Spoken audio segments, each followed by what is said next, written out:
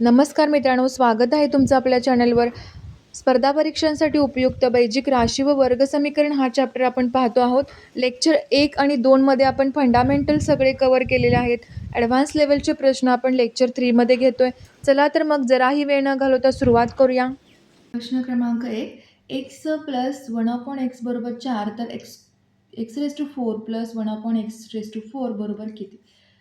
Simple आपण सुरुवातीला ए plus बीचा वर्ग हा फॉर्म्युला यूज करणार आहे. x² plus 2ab plus b². इथे एची व्हॅल्यू आहे x आणि बीची व्हॅल्यू आहे 1/x. म्हणजेच आता x प्लस 1/xचा स्क्वेअर बरोबर 4चा वर्ग होईल. हे इक्वेशन आपण आहे असं लिहिलेलं आहे आणि फक्त त्याचा वर्ग केलेला आहे. आता याचा वर्ग काय होईल? x² plus 2 into x into 1/x plus 1/x² बरोबर 16 होईल. हवं तर हा क्वेश्चन होल्ड करा तुम्ही आणि स्वतः सोडवून बघा. x² x कॅन्सल होईल प्लस 2 1/x² बरोबर 16. x² प्लस 1/x² 16 वजा 2 14 येईल. x² प्लस 1/x² 14 आलेला आहे. आपल्याला फाइंड काय करायचं आहे? x⁴ plus 1/x⁴. आता याचा काय करूया? x² प्लस 1/x² बरोबर 14 हे आता आपल्याला मिळाले आहे. पुन्हा वर्ग करून घेऊया. x² प्लस 1/x² वर्ग 14चा वर्ग. 14चा वर्ग आहे 196 आणि x⁴ होईल plus 2x² x 1/x² divide 1/x⁴. आता हे दोन्ही कॅन्सल होतील. 196 वजा 2 194 होईल x⁴ प्लस 1/x⁴. आणि हेच आपल्याला फाइंड करायचं आहे. आपलं उत्तर असेल 194. पर्याय क्रमांक 1 आपलं उत्तर असेल. क्रमांक 2, a प्लस बी बरोबर 10 आणि a मायनस बी बरोबर 2 तर a² प्लस b² बरोबर किती? a प्लस बी बरोबर 10 आणि a मायनस बी बरोबर 2 हे दोन इक्वेशन दिलेले आहेत. यांची ॲडिशन करूया. b कॅन्सल होईल प्लस b मायनस बी कॅन्सल होईल. 2a बरोबर 12 a बरोबर 6 आले. आता a बरोबर 6 ही किंमत आपण इक्वेशन नंबर 1 मध्ये घालूया. a प्लस बी बरोबर 10 6 अधिक बी बरोबर 10 बी बरोबर 4 येईल. आपल्याला व्हॅल्यू कशाची फाइंड करायची? a² plus b². a² ची व्हॅल्यू येईल 36, b² ची व्हॅल्यू येईल 16. पुन्हा आपलं उत्तर असेल पर्याय क्रमांक 4 आपलं उत्तर असेल. अशा प्रकारचे सिंपल एक्झाम्पल सुद्धा विचारले जातात. वळूया पुढच्या प्रश्नाला. खूप महत्त्वाचा आणि अगदी सोपा प्रश्न आहे हा. बघा इथे काय आहे? 5.3² मायनस 4.7² डिवाइड 5.3चा square plus 4.7² plus 2 into 5.3 into 4.7 बरोबर किती? आता अंश जो दिलेला आहे a² मायनस b²च्या फॉर्मॅटमध्ये आहे. याचा आपण काय लिहू शकतो? a प्लस बी आणि a मायनस बी. फॉर्म्युले आपण भाग 2 मध्ये पाहिलेले आहेत. त्यावरची एक्झाम्पल आपण आता पाहतोय. इथे काय होईल? a minus B. a इथं किती आहे? 5.3 आहे आणि b आहे 4.7.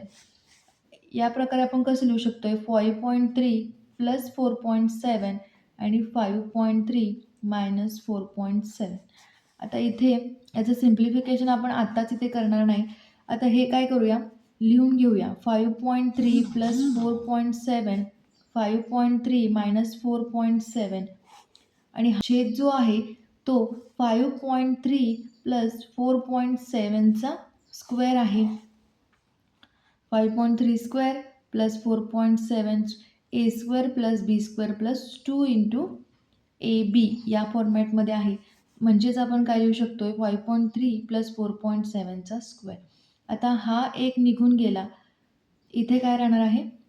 5.3 मायनस 4.7 डिवाइड याची ॲडिशन होईल की 6 डिवाइड 10 म्हणजेच 0.06 आपलं उत्तर असेल. पर्याय क्रमांक 3 आपलं उत्तर असेल.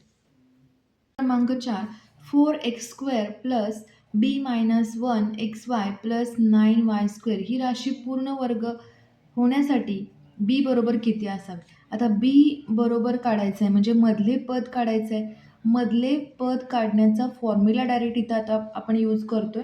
मधले पद बरोबर 2 गुणुले रूट पहिले पद गुणुले रूट तिसरे पद. मधले पद काढण्याचा फॉर्म्युला आहे, त्यानंतर तिसरे पद काढण्याचा फॉर्म्युला आहे आपल्याकडे.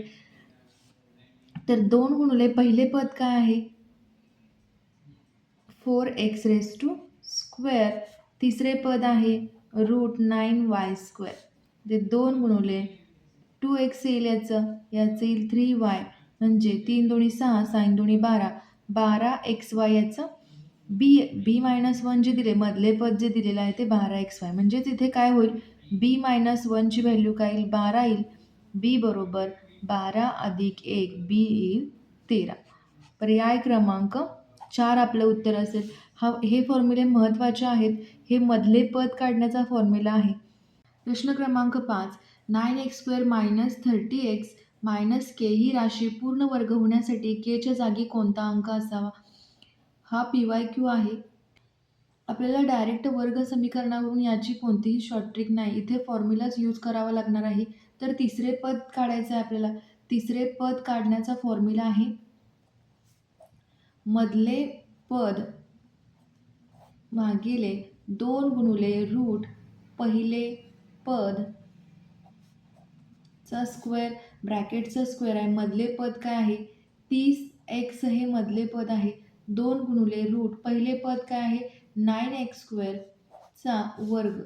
30x 2 गुणुले 3x, x कॅन्सल होईल 10, 5 उत्तर येईल आणि 5चा इथे वर्ग करायचा आहे म्हणजे 25 आपलं काय आलेलं आहे तिसरे पद आलेलं आहे. म्हणजेच -k बरोबर 25 लिहू शकतोय. म्हणजे k बरोबर -25 आपलं उत्तर असेल. पर्याय क्रमांक 2 आपलं उत्तर असेल. आता हे 2 फॉर्म्युले वर्ग समीकरणामध्ये हे पाठच करावे लागणार आहेत. एकतर मधले पद काढण्याचा फॉर्म्युला 2 इंटू रूट पहिले पद गुणुले रूट तिसरे पद आणि तिसरे पद काढण्याचा फॉर्म्युला आहे मधले पद भागिले 2 गुणिले पहिले पद ब्रॅकेटचा स्क्वेअर. हे फॉर्म्युले महत्त्वाचे आहेत. हे 2 फॉर्म्युले यामध्ये या टॉपिकमध्ये पाठ करावे लागतात. वळूया पुढच्या प्रश्नाला. क्रमांक 6. अवयव पाडा. 4x⁴ + 3x² + 1 चे अवयव पाडायचे आहेत. ऑप्शनवरून जातो इथं आपण. ऑप्शनवरून अगदी सोप्या पद्धतीने सोडवतो. इथं आपण पहिला ऑप्शन घेऊया 2x² + x + 1 2x² + x - 1. आता हे मल्टिप्लिकेशन खूप लेंदी क्वेश्चन होतं. तर हे ए असेल आणि हे बी असेल असं घेऊया. म्हणजेच फॉर्म्युला काय आला a + b आणि a - b होईल. म्हणजे याचा फॉर्म्युला काय आहे a + b × a - b म्हणजे a² - b². आता a² - b² काय होईल 2x² + x a ची व्हॅल्यू आहे -1चं स्क्वेअर. याचं उत्तर काय येईल 4x⁴ याचा स्क्वेअर करतोय आपण 2 × 2x² × x + x² मायनस हे काय असणार आहे 1चं स्क्वेअर 1. आता याचं उत्तर आपल्याला हे मिळालं पाहिजे. तर याचं उत्तर काय येईल 4x⁴ + 4x³ + x² - 1. हा ब्रॅकेट इथं होतोय काय तर नाही होत. त्यामुळे ऑप्शन नंबर 2 बघूया. ते a² - b²चा फॉर्म्युला यूज केला आहे. a घेतलेला आहे 2x² + 1चं स्क्वेअर मायनस हा मायनस इथे घेतलेला आहे. बी आहे एक्सचा स्क्वेअर. हे सॉल्व केलेलं आहे. इथे पुन्हा a + bचा ब्रॅकेट स्क्वेअरचा फॉर्म्युला वापरलेला आहे -x².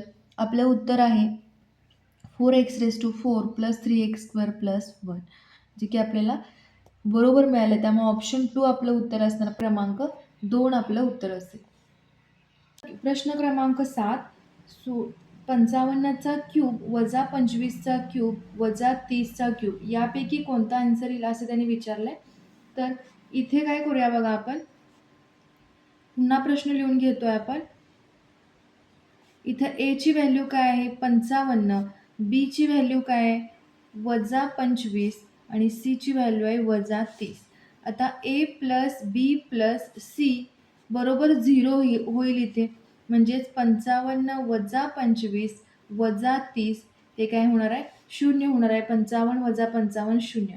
आणि ज्यावेळी ए प्लस बी प्लस सी बरोबर 0 असेल त्यावेळी ए क्यूब प्लस बी क्यूब प्लस सी क्यूब बरोबर व्हॅल्यू असते 3abc.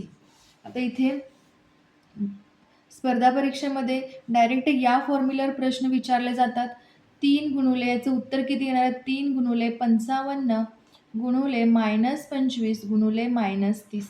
म्हणजे तर मायनस मायनस काय होईल, प्लस होईल. मग उत्तर असेल 3 गुणुले 55 गुणुले 25 गुणुले 30. पर्याय क्रमांक 1 आपलं उत्तर असेल.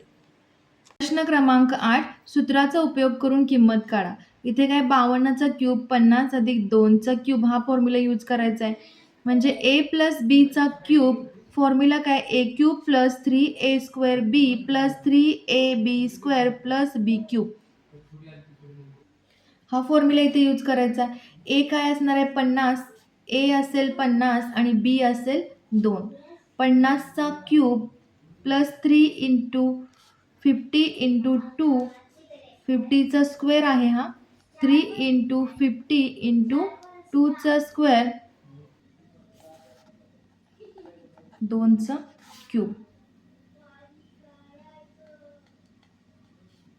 3 गुणुले 50चा वर्ग येणार आहे 2500 गुणुले 2,